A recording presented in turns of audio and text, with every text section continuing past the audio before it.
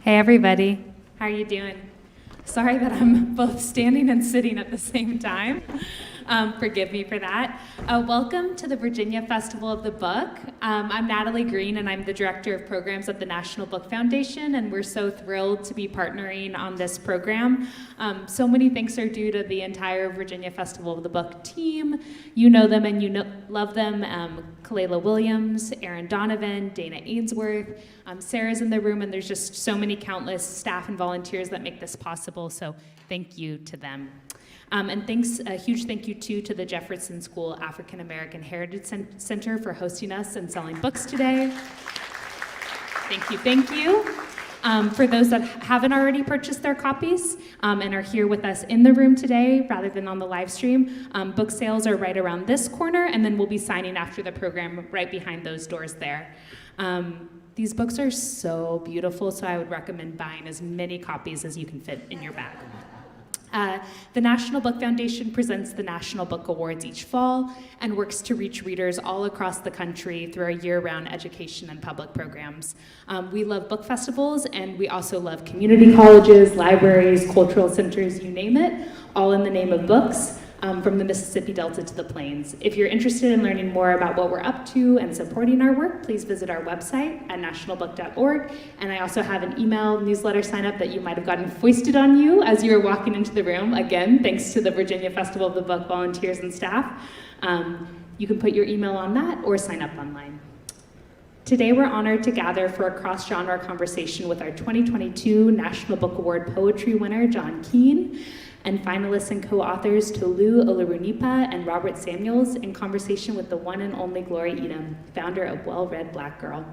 I already talked a little bit about how after the program we'll be signing books. We'll also save about the last 15 minutes for audience questions, so please save your question. Somebody will come over with a microphone, and we'd love to hear from you all as well. And now I'm going to do the ceremonious reading of the bios and then hand it off to the beautiful people on stage. John Keene is the author, co-author, and translator of a handful of books, including the poetry collection Punks, New and Selected Poems, which received the 2022 National Book Award for Poetry, a 2022 Tom Gunn Award from the Publishing Triangle, and a 2022 Lambda Literary Award for Gay Poetry, and Counter Narratives, which received an American Book Award, a Lannan Literary Award, and a Wyndham Campbell Prize for Fiction. A 2018 MacArthur Fellow, he is Distinguished Professor and serves as Department Chair at Rutgers University, Newark. Toluse Olorunnipa is the White House Bureau Chief for the Washington Post. He joined the Post in 2019 and has covered 3 presidencies. He previously worked at Bloomberg, where he reported on politics and policy from Washington and Florida. His Name Is George Floyd, a National Book Award finalist, is Toluse's first book, co-authored by Robert Samuels. Robert is a staff writer at The New Yorker and was previously a national political enterprise reporter for The Washington Post, focused on the intersection of politics, policy, and people. And last but certainly not least, our moderator, Glory Edom, is an author, activist, and the founder of Well-Read Black Girl, a nationwide book club turned literacy nonprofit that you all have probably already heard of because it's so tremendous and it celebrates the life-changing power of literature. Glory won the 2017 Innovators Award from the Los Angeles Times Book Prizes and the Madam C.J. Walker Award from the Hurston Wright Foundation, and is the editor of the best-selling anthology Well-Read Black Girl, Fighting Our Stories, Discovering Ourselves. Enjoy the program.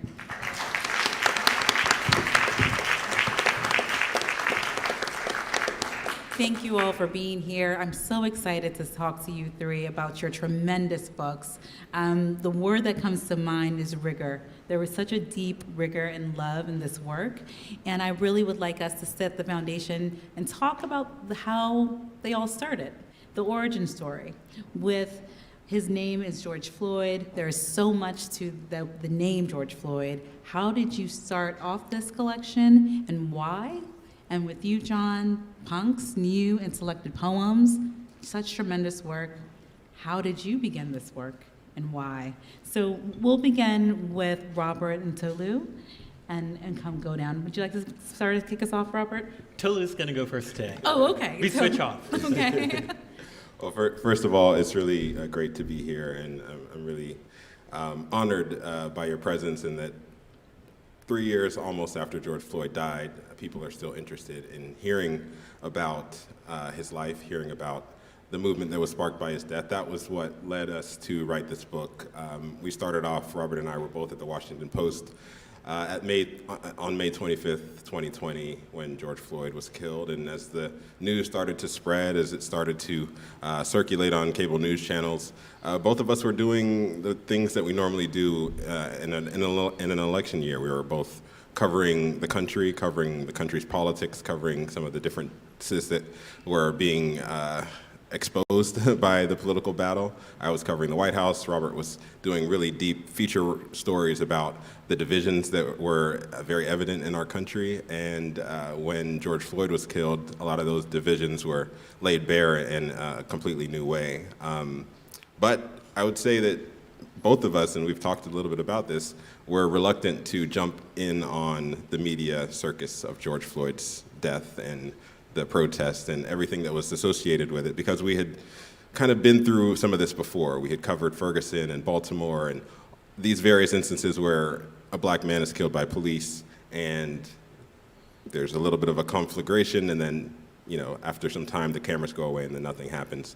We did not want to be part of that in George Floyd's situation, but we found that we had an opportunity to tell a deeper story, not only about George Floyd's death and the fact that he became another hashtag, but to tell the story about his life and let people see how long before he met Derek Chauvin, the police officer who murdered him, he experienced systemic racism as it operates in the 21st century. And we were able to be part of a series that ran in the Washington Post, us along with some of our colleagues, that looked at George Floyd's life, not just how he died, but how he lived. It looked at the segregated housing systems that were created by the government that he grew up in, looked at the segregated school systems that left him unprepared for a life in America, looked at the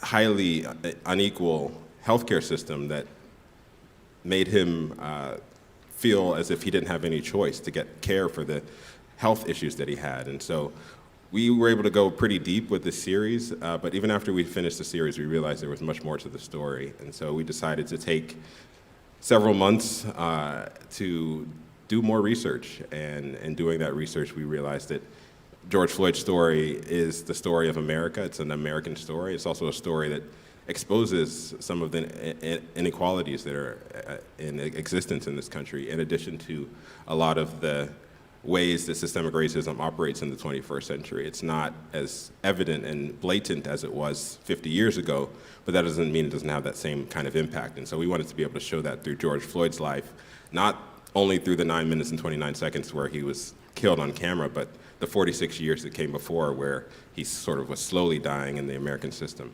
Wow. Robert, I'm going to quote your words to you. We were hoping to depict a country in its fullness, in all of its nuance, its brilliance, its tragedy, all of those things that were around George Floyd, the school system, the healthcare system, the educational system, how wealth is passed down, how it had impact on George Floyd's view of the world, and all of them contributed to why he was so afraid the moment the officer tapped on his window. Can you expand on this quote and how you came to this conclusion? Yeah, well, I think a number of people, particularly black men in this country, when they saw the look in George Floyd's eyes, when he was first confronted by the police officer, they understood that look and what it meant. And it was the look of fear, and fear for one's life. And we thought that if we could tell the story of this singular man, we might be able to unlock some of the reasons why that fear is so universal. In thinking about not just how he lived, the good things he did, the bad things he did, all of that is a part of the text, but in also how the world treated him, how they looked at him, the times where he was met halfway when he had dreams, many times when he wasn't met halfway when he had those sorts of dreams. All of those things we hoped would paint a broader tableau of the country in which we live. And we thought that if we were able to do such a thing, that by learning about this singular man, we could learn something more about who we are as a society and begin to think about, in more serious ways, how to fix some of these broken systems and some of these tortured roots that are really at the core of our democracy. That was so beautifully said. There is so much. I'm so, again, honored to be in this conversation with you three, because I think when you think about policy in people, if you begin with poetry, you can really start to unfold and understand the essence of who people are. And as I was reading his name was George Floyd, and reading Punks together and seeing just how the symbolism of the two, your work is so tremendous, John, and I absolutely, I loved the poem Words and all the questions that you posed, and it made me think of all the questions that George was probably thinking to himself as he was becoming a young man and deciding what his future would be. Can you walk us through the poem Words and just your work in general and how you put this collection together? Well, sure.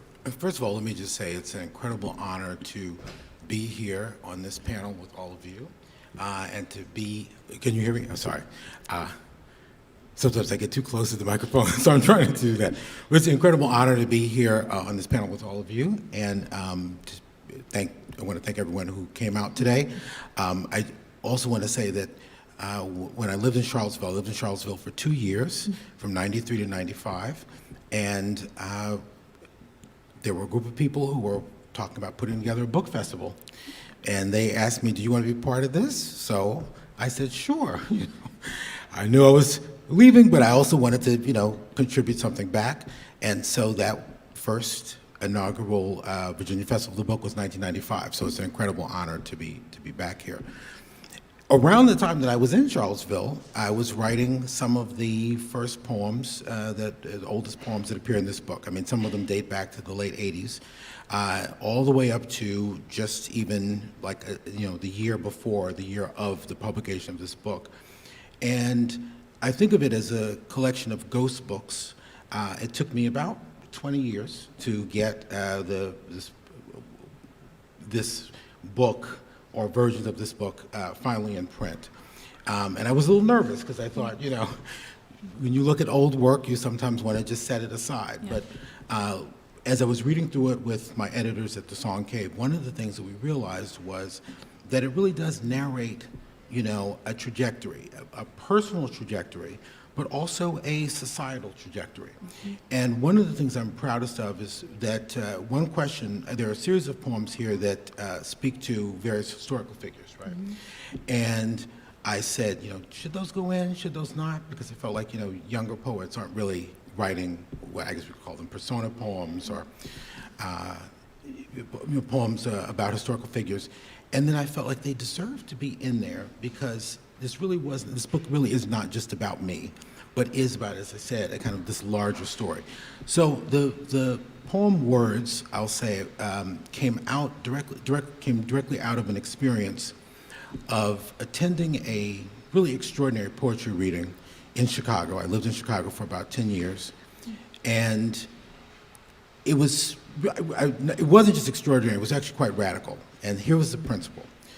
The principle was that everyone would bring their own poetry. There were books of poetry there that you could pull from. You could also pull poetry up on a phone, because by that point everyone had phones. And you would go up, you would read for as long as you wanted to read, and then someone else who wanted to read would raise their hand, and you could either say, come up, or you could say no, right? So it was fascinating to see the dynamics of this and what people read and the snippets, and so it was really a kind of fascinating interplay in terms of language. And a lot of the poems that people were reading were overtly political, but not all of them, but the language itself started to take on a resonance. And I was fascinated by this idea of words, right? Poems that were to think about the possibilities of words and what words might open up. The other thing I want to say too is I have a goddaughter, and at one point I was thinking I wanted to write poems that adults could read, but that children could also read, right? So this was a poem I feel like anyone can read it and get something out of it. but also I think it seems to keep speaking to the moment, which, Yes. and that's what you hope to do, Yeah. or one of the things you hope to do. And it did that exactly, because I think there's so many times when you need a question, you need to pose the right question to really do that self-investigation, to really figure out how do I feel about this subject. And as I was going through both books, it was like this poem really articulates that. I think it would be an awesome moment to really go into one of the chapters. And I know, Tolu, that there was a particular moment when George Floyd is fairly young. Can you set the stage for us, give us some context of what you're going to read, and we'll share it with the audience here. One of the great things that Robert and I had the honor of doing was speaking to people who knew George Floyd as he lived, not just people who came to know him as he died, which are obviously the worst moments in a 46-year life. And we wanted to not only focus on those horrible moments, but also find out about the time that came before. And so we were able to speak to his teachers and his coaches and his friends and his relatives and close family members and people who grew up with him. And one of the people we spoke with was his second grade teacher, who was able to take us back to the early 1980s when George Floyd was a young boy growing up in Houston's 3rd Ward in deep poverty, but someone with dreams, someone who had goals. And the teacher called on all of her students, as you'll hear in the reading, to list out their goals, say what they wanted to be when they grew up. And George Floyd gave us a glimpse of the possibilities for a young boy growing up in America and how he saw his future. And I will start off the reading. Robert and I are going to do this together, and so we'll go back and forth a little bit. But this scene is from 1982, February, Black History Month. When I grow up, I'm going to be somebody special, Floyd sang along with his second grade classmates in February 1982. Somebody special is who I'm going to be. It was Black History Month at Frederick Douglass Elementary School, and Waynell Sexton, a white teacher standing in front of a group of all Black pupils, was leading the class in an aspirational song as part of a 4-week curriculum celebrating African American culture and achievements. Sexton, in her mid-30s at the time, had grown up in Borger, Texas, a small, predominantly white town about an hour south of the Oklahoma border. Teacher Corps, a federal program designed to prepare educators to work in low-income communities, had placed her in Houston's 3rd Ward in 1970, just as the city's public school system was sending hundreds of white teachers into all Black schools, part of a court-mandated effort to speed up desegregation. Each February, Sexton would teach her students about Jim Crow discrimination, sometimes using her own experience growing up as a white child in the 1950s and 1960s to explain the concept. She told the students in Floyd's class about a trip she had taken to the city with her family when she saw segregated water fountains for the first time at a Neiman Marcus department store. There were fountains that said colored and a fountain that said white, she said. I thought it was going to be colored water. I just wanted to drink out of that fountain so badly. I thought it was going to be rainbows. Floyd and the other students laughed. Her naivete as a child stood in contrast to many of the students she was teaching, who experienced the vestiges of Jim Crow that had persisted into the 1980s in their daily lives. Though no longer openly advertised through colored signs, police dogs, and burning crosses, there was little to shield the Douglass students from the fact that they were attending an underfunded all-Black school, living in a segregated ward, and dealing with the same indignities that had vexed their parents and grandparents. Seeking to combat that feeling of generational stagnancy, Sexton put together a curriculum designed to engender a sense of Black pride and potential. In one lesson, she encouraged students to envision their own lives, following in the mold of historical African American icons such as Benjamin Banneker, Mary McLeod Bethune, and Charles Drew. She handed Floyd and his classmates green, black, and red cardboard paper, colors of the Pan-African flag, and explained the future famous Americans assignment. They were to write a short essay and draw a picture describing what they would be when they grew up. The responses gave insight into how the 7 and 8-year-old children saw themselves in the early 1980s. Many of the girls wanted to be nurses, ballerinas, and teachers. When the bell rings, the children will leave. I will rest, one aspiring teacher wrote. Police officers, musicians, and professional athletes were heavily represented among the boys, despite Sexton's efforts to highlight black men who had been successful in other spheres. One kid said he wanted to be president, writing an essay that reflected both the economic malaise of the last year of Jimmy Carter's presidency and the anti-government ethos of President Ronald Reagan's first term. I will lower the price of food. I will lower the price of gas, he wrote. I will not make that many budget cuts. Floyd had been intrigued by a lesson about Thurgood Marshall, who had worked as a lawyer to end segregation in public schools and was serving as the nation's first black justice on the Supreme Court at the time. For his assignment, he wrote that he also wanted to sit on the highest court in the land. When I grow up, I want to be a Supreme Court judge, he wrote. When people say, Your Honor, he did rob the bank, I will say, be seated. And if he doesn't, I will tell the guard to take him out. Then I will beat my hammer on the desk. Then everybody will be quiet. He drew a picture of a robed judge with brown skin and a curly black afro seated behind a large desk with a gavel on his hand. In the essay, Sexton noted, Floyd had made appropriate use of punctuation and capitalization with clear penmanship. He had spelled every word right, though eraser marks on the page showed that he had initially transposed the D and G in judge before correcting himself. The work was in line with the kind of student Floyd was at the time, Sexton recalled 4 decades later. He was a sweet boy, she said, noting that while the school had allowed paddling, Floyd largely stayed out of trouble. He liked to go outside and run and jump, but he wasn't a difficult child at all. When Floyd finished 2nd grade, he was academically on par with national benchmarks, an achievement in a school where almost all students qualified for free or reduced price lunch, and many had trailed key metrics since kindergarten.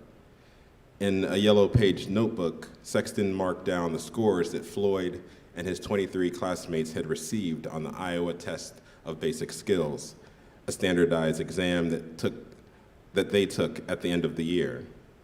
Floyd had earned a 3.1 in reading, meaning his capabilities were representative of a standard student in the first month of 3rd grade. He was right on level, she said. He had earned a 3.1 in math and a 3.3 in reading comprehension. Still, Sexton had been teaching at Douglas long enough to see even the brightest students get lost as they grow older, she said. They were often swept up in the vicissitudes of a neighborhood where the challenges of short-term survival often shrouded the long-term benefits of an education. She had reason to fear that Perry Floyd, as he was called then, might end up as one of those students.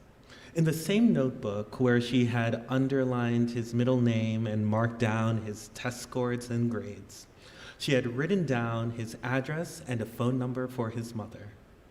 Next to the phone number, she added the word neighbor. In a school where most of the students were poor, Sexton had come to know that the neighbor label signified an especially impoverished household, one in which the student's family could not afford a telephone. Yeah.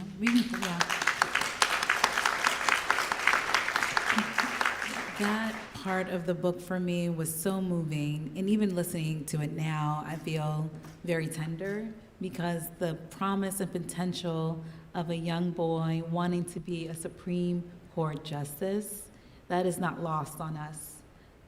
The idea that his life became a totally different symbol. it's just heartbreaking. And as I was thinking of the work and thinking of John's poems, what came to mind was the word love. Because in that tender passage, you don't ignore who George Floyd is with his flaws and his imperfections. You give us all of his life. Him as a second grader, him playing football, him trying to change his life, him just striving to be more in each chapter. And that honesty really makes me think of how we can love each other, even when we aren't perfect, because he wasn't a perfect man, he was a man, just trying. And there's a beautiful poem in John's collection called Blackness that I feel really articulates this love of oneself. Would you mind reading that for us?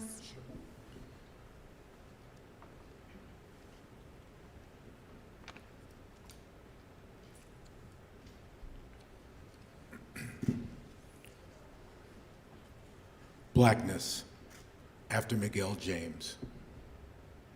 When I begin a poem, I often do so because I love black people.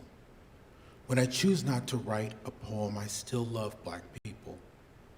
If I write I love black people, it's because I love black people. I still love black people. Every metaphor, every simile is rooted in the fact I love black people. Even if I forgo figurative language altogether, I still love black people. Whenever I start an essay or a short story or a novel, I can feel all the way to the very bottom of my soul that I love black people. Those times when I stare at the blank white screen or page I may despair, that I cannot show or testify how much I love black people and want other black people and all people to love black people. But it is enough to know deep in my soul and heart how much I love black people and to say and urge others to say publicly that they love black people, which is to say I have learned to love myself and to love black people and to recognize that despite all that we face in the world from the moment of our birth to the day we die, that even the black period that will end this poem is a sign and seal to me and anyone who cares that I love black people.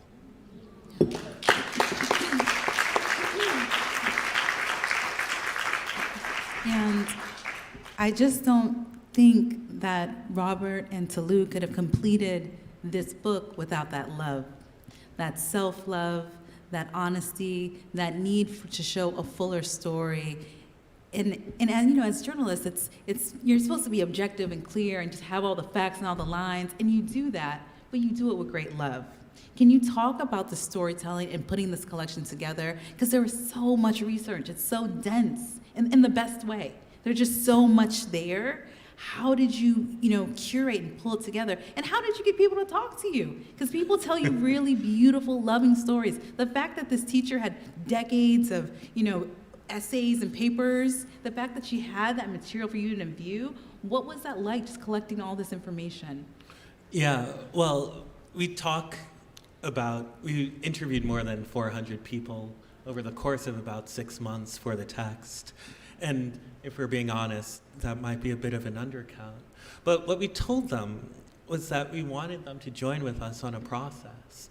And that was, well, do you want systemic racism to persist or not? And if we do, then we have this really incredible opportunity here, one to not just amplify the life of a man who meant something to folks, who was loved and beloved, but to also help show people that this thing that we call systemic racism isn't a theoretical thing or an academic exercise, that it lives and breathes. And that, Tolu and I were consistently shocked that anytime we spoke to a professor or someone who had studied kind of like the big R racism, we'd look at George Floyd's life and we'd see those things operating in ways, even if many of the people who were speaking to couldn't articulate it in the same way as a person with a lot of titles after their name could. It was very striking. But I'll also mention on the topic of love, one of the weirdest things that happens, is you write a book and then someone reads it in our case, it was the wonderful Dion Graham, who did a particularly great job with the audiobook. And toward the end, it felt to me, from what I was reading as an objective reader, not something that I think Tolu or I set out to do, was a real testament to the beauty and the persistence of Black people in this country. And one thing that I think really evidences this is our discussion with President Joe Biden, who was the very last source that we had in the book. His interview came in about a half hour before our deadline. Thanks. And I asked him a question that many of my students ask me when we talk about race in journalism, which is, why haven't we solved it? Why haven't we fixed it yet? Mm-hmm. And President Biden said, essentially, hate never goes away. You can contain it, but it can never go away. And I contrasted that not just with the experiences of the Floyd family, but so many of the people who picked up his cause after he died, the people who marched in the streets, the people who continue to try to encourage folks to read books and to become better stewards of this country and its democratic principles. Those are largely Black people who never would say, hate can never go away. It only hides. And it was sort of like within that light, through the actual reporting of a community, the people who are infected by the community, that it became more of it became more than self-love. We want George Floyd to be seen because we want to be seen. Mm-hmm. It became an issue of, we want George Floyd to be seen because people deserve to be seen. And those who continue to lift up his name have not given up on the optimism that this country can be a better version of itself. Mm. And I think that's where that love stems from. That's so beautiful.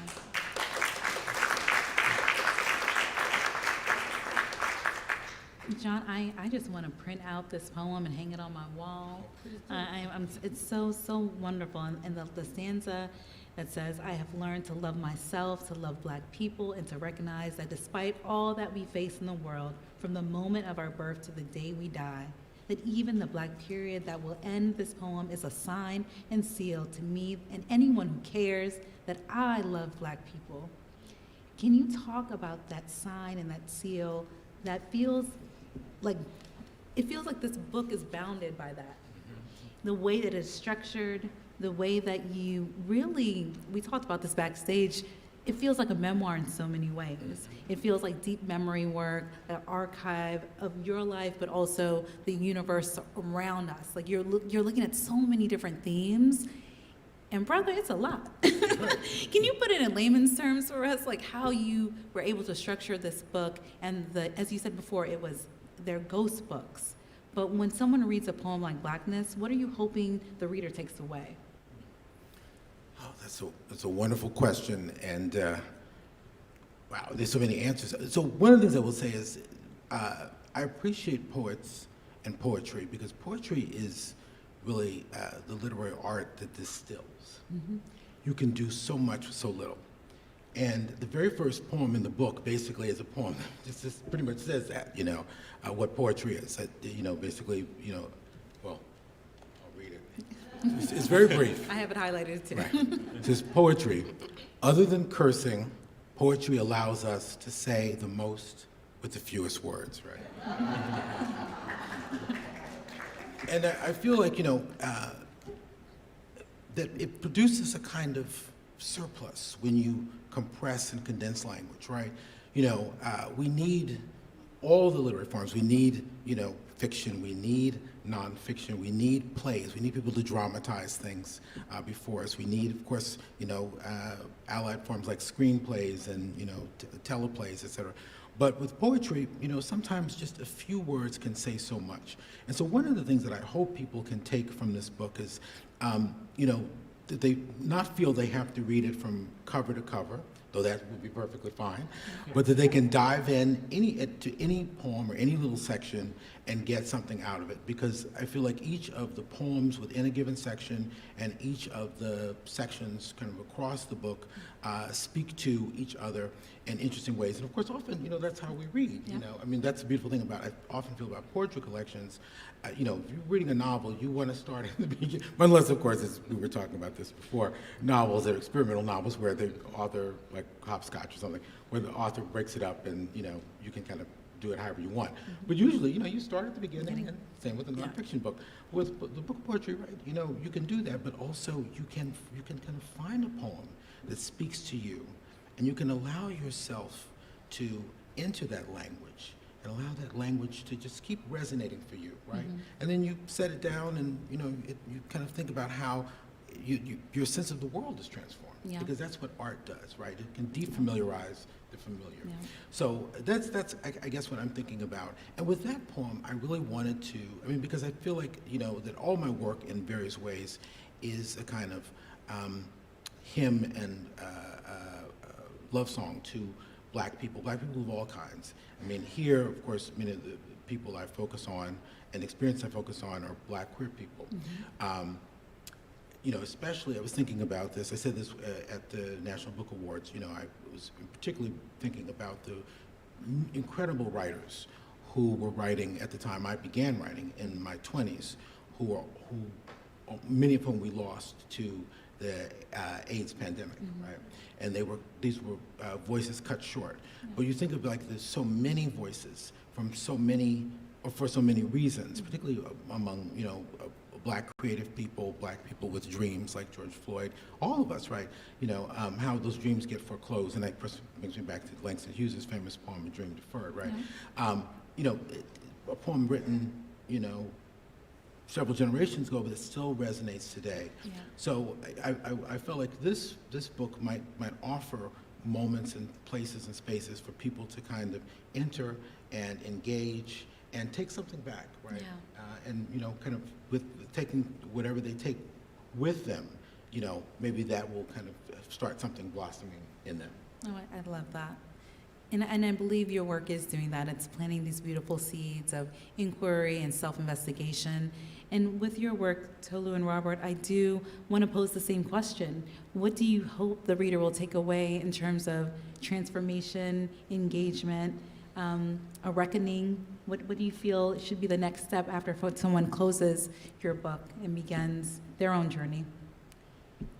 That's a great question, and there's so much in that, as Robert and I didn't have time to sort of think about that as we were writing, because we were up against such a tight deadline. We were just trying to get the facts and be very journalistic about it. But as we have processed this and been a part of this experience, we have thought a lot about what we want the main takeaways to be. We decided to title the last chapter of the book American Hope, in part because we do want the reader to come away with a sense of hope. Even though much of George Floyd's life story is tragic, it's an American story, and we mean that in the fullness of that term. It's a story with highs and lows. It's a story of striving. It's a story of falling down and picking yourself back up. It's a story of the people who picked up his cause after he died, and people who, as Robert said, believed that this country could be better and decided to engage in largely nonviolent protests to try to bring about positive change. And so we do want people to come away with a sense of hope that all is not lost, even as we see the backlash, because in this book we were writing as a lot of the backlash to the Black Lives Matter movement and the backlash to the idea of a racial reckoning was happening, as we saw, politicians, including in this state, use things like critical race theory as a boogeyman and deciding to sort of capitalize on it politically. And so we included a lot of that aftermath in this book because we wanted people to know that the story of progress, especially in this country, is often a process of 2 steps forward, 1 step back, and you can't get discouraged when that 1 step back is taking place. You have to look at the long arc of history and look at the fact that, we are where we are in part because people decided not to give up. People in the 1960s decided to keep pushing even when they were pushed back against. And so we want readers, we're not activist in any sense. We're not calling for specific policies in this book, but we do want readers to come away with a sense that even as you see, books getting banned and people deciding that certain things can't be taught in school, it's important to continue to push forward. It's important to continue to allow some of the emotion and energy that came in this country after George Floyd died, not to completely dissipate, but to sort of steel ourselves as a country to continue to move forward, because there's always going to be that pushback. There are always going to be people that try to sow disunity into a movement. But it's important for us to remember the history, and it's important for us to know that even as we face those headwinds in this country against progress, it's incumbent on every person, everyone who reads this book, everyone who has a voice, to use that voice to try to move the country forward, even if that forward progress is going to be pushed back against, even if it's going to be hard fought. There are stories in there of so many people who had to fight hard for just an inch, and we're benefiting from the accumulation of all of those inches.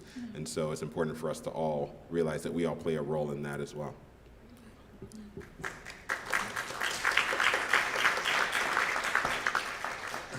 It's great.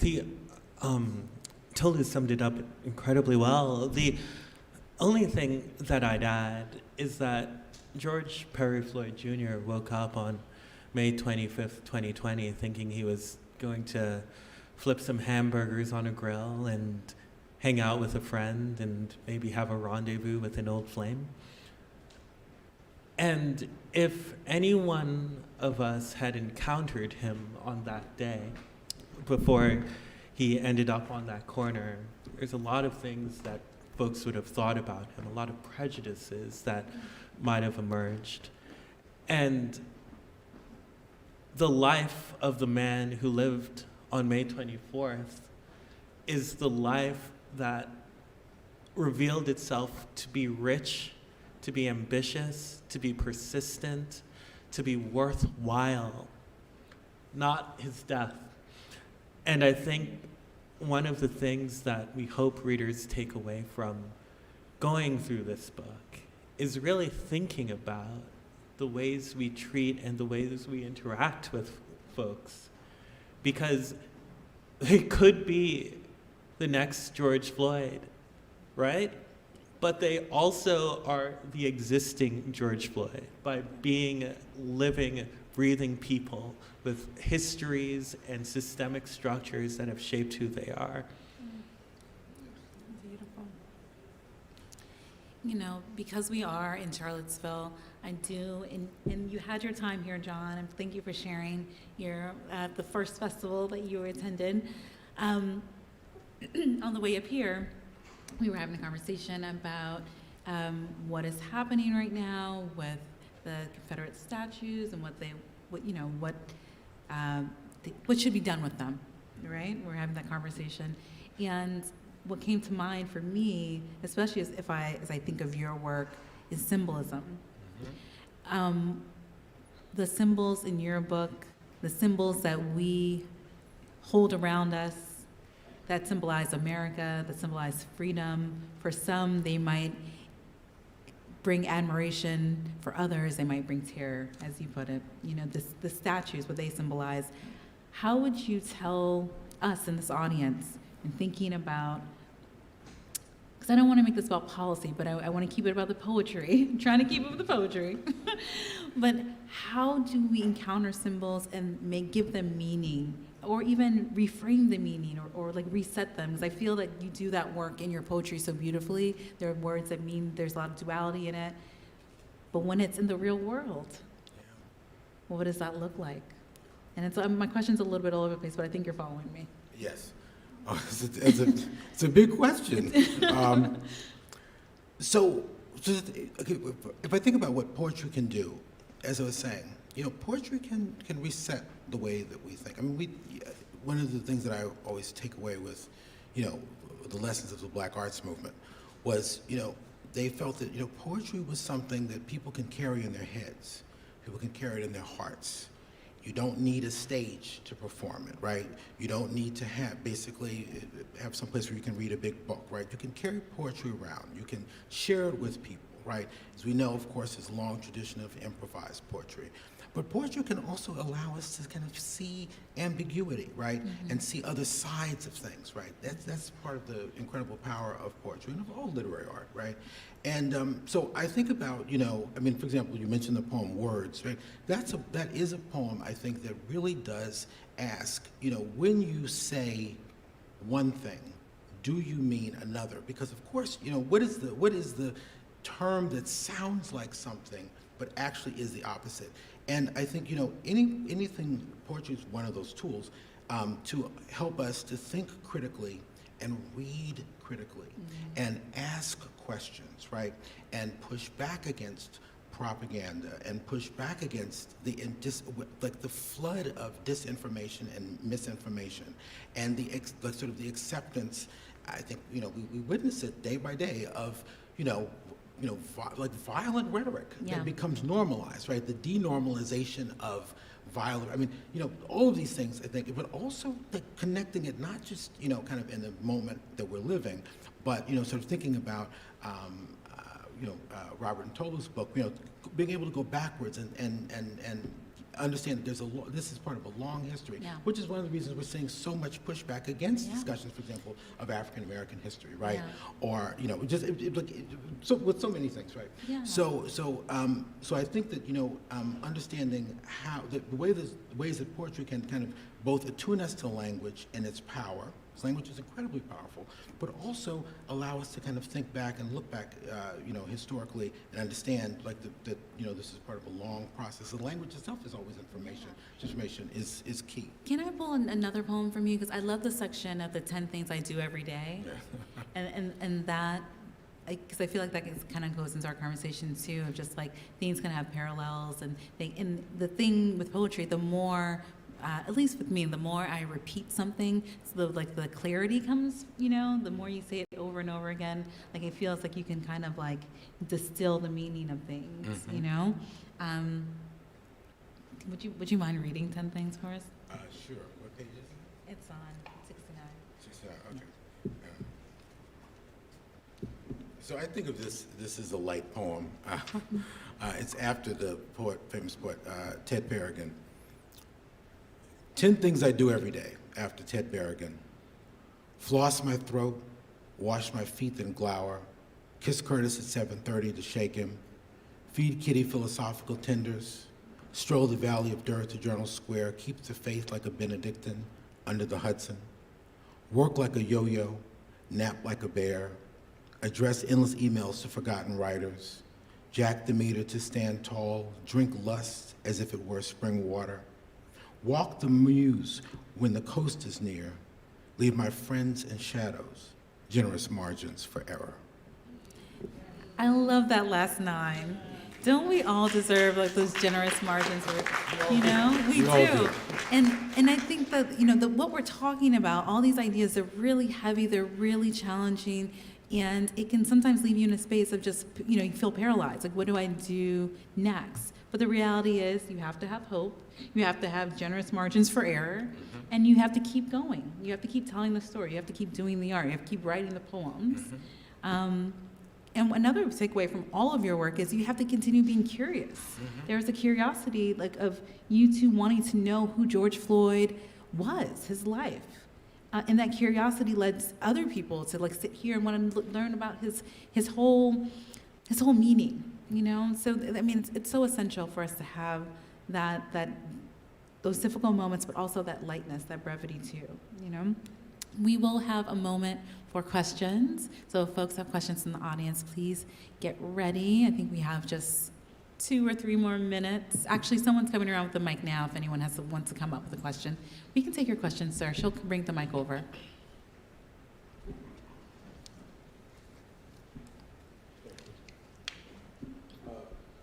Thank you. So I remember early on in the beginning, you were talking about a fear of the police among blacks that seems universal, and then later you discussed systemic racism.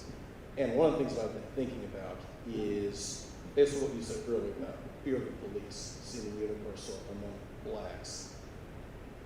A fear that exists even if a person is not a criminal and hasn't done anything criminal, but yet they're still fearful.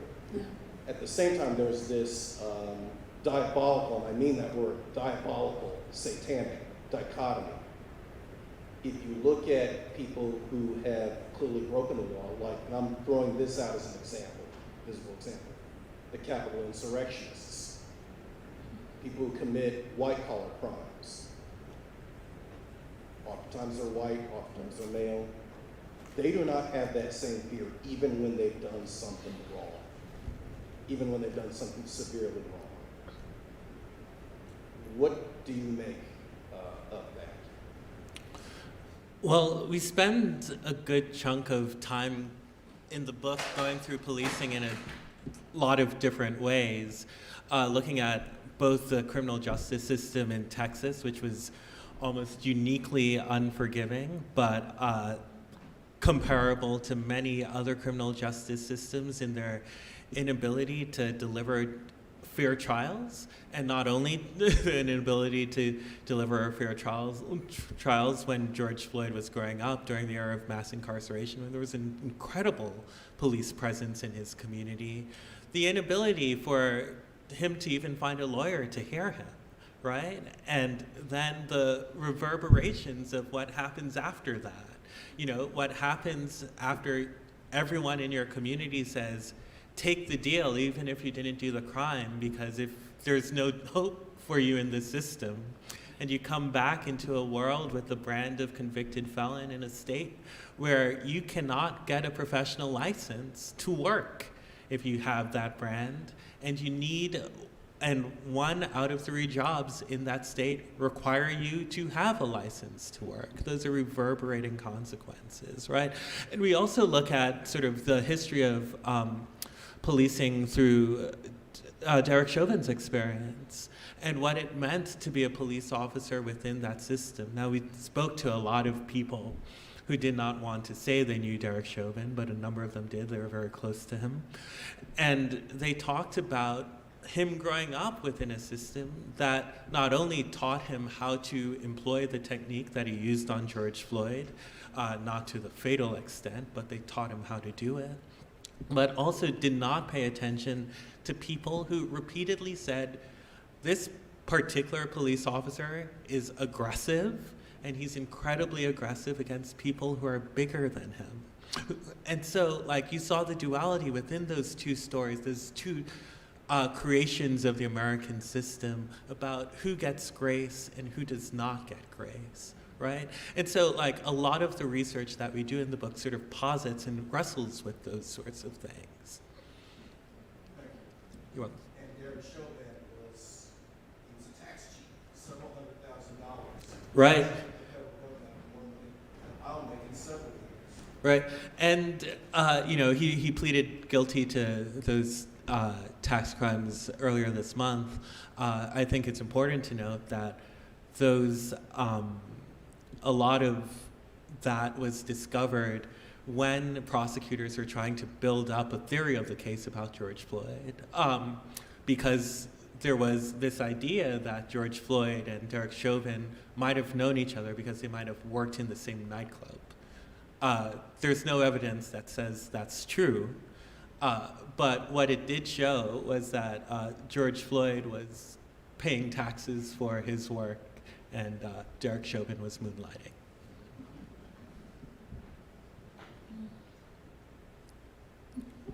You have a question up front?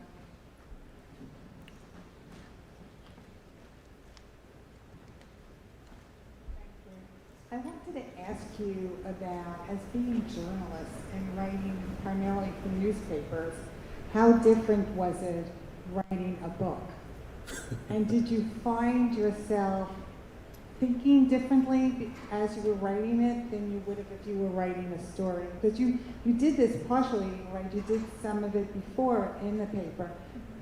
Did that change a lot when you did it as a book? Yeah, that's a great question. We did not know. We thought that we would not have to change our mindset at all, and we were like, well, we've got 6 months. We're gonna have plenty of time. it's like, how many articles can you write in 6 months? We can fill up a book with it.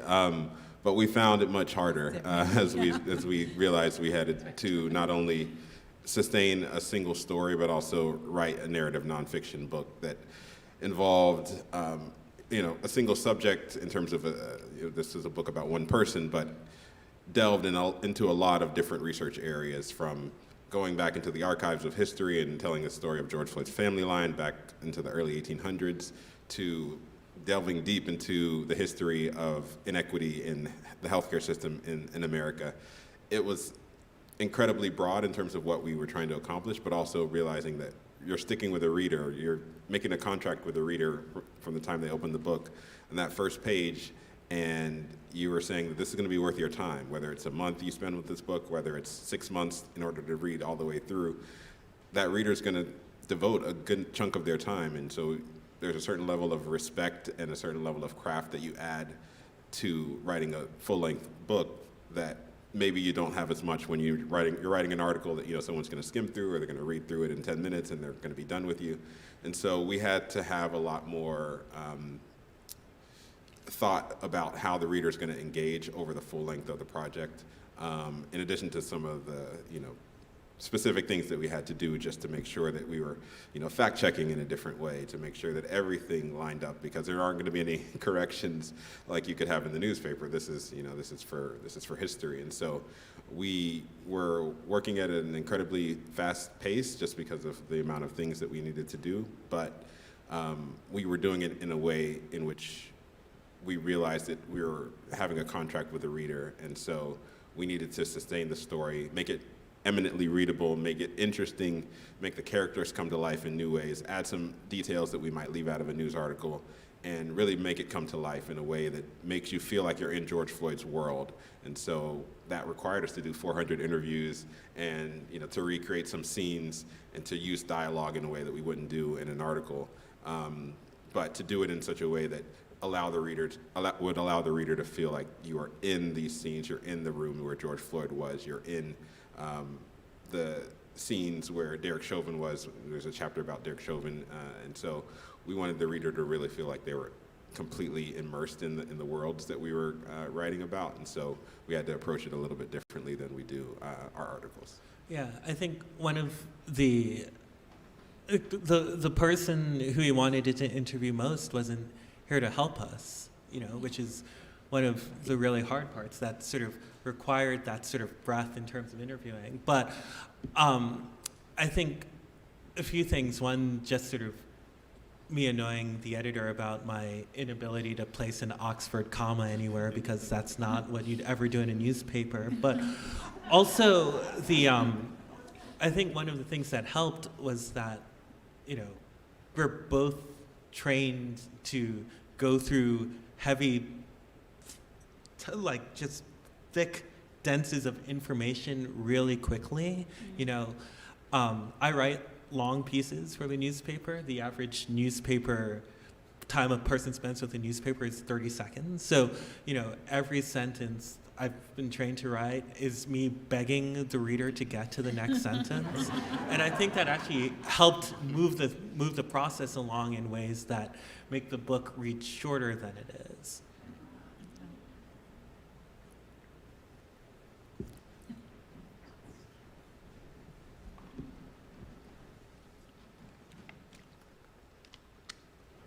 There's just been so much violence forever. Why George Floyd? I often wonder, why did he spark as much? Do you have any reflections on that? Yeah, I think there, and especially in Charlottesville, I'm sure this is a really pressing question for you all. I think there are a few things that worked in it. One had to do with the timing, that we were in a time in our country where no one was doing anything, everyone was at home, which allowed people to digest information without the sort of distractions that you have in daily life. I also think the nature of the video itself, the first video that was captured by Darnella Frazier, one of the things that it did was it completely contradicted the narrative that was originally put out by the Minneapolis Police Department, which is known for being one of the more progressive police departments, right? But it also, I think, helped affirm a feeling that many people within communities like the ones in which George Floyd died, like the ones in which he lived, knew about the brutality of policing, but people didn't get to see it. People didn't get to witness it. And I think sort of understanding that, both in the literal sense and in the metaphorical sense, right? Like an agent of the state enacting punishment cruelly on a marginalized man while he's pleading for his humanity. Like all of that stuff, I think, worked to capture the moment. But it's also important to note, right, that the country's opened up, people have gone on with their lives, and now consider the type of fight that we are having in this country to actually talk about those issues. So.